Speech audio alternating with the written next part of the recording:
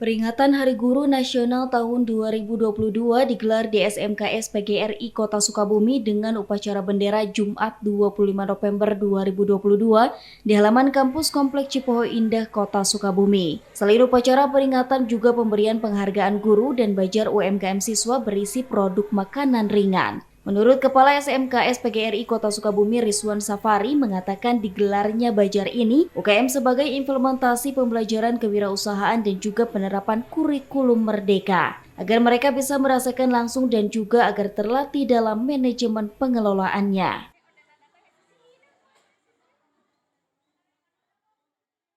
Ya, terima kasih. Jadi hari ini dalam rangka memperingati Hari Guru Nasional, SMK PGRI 1 Sukabumi mengadakan belajar sebagai bentuk kegiatan penguatan profil pelajar Pancasila, di mana kegiatan belajar ini adalah implementasi dari mata pelajaran PKK, Pendidikan Keterampilan dan Kewirausahaan, sehingga anak bisa merasakan langsung teori-teori yang diperoleh dalam mata pelajaran PKK diimplementasikan di lapangan.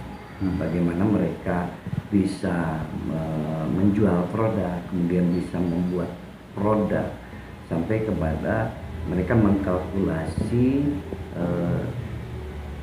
berapa keuntungan yang bisa diperoleh. Itu adalah implementasi dari kegiatan-kegiatan PKK.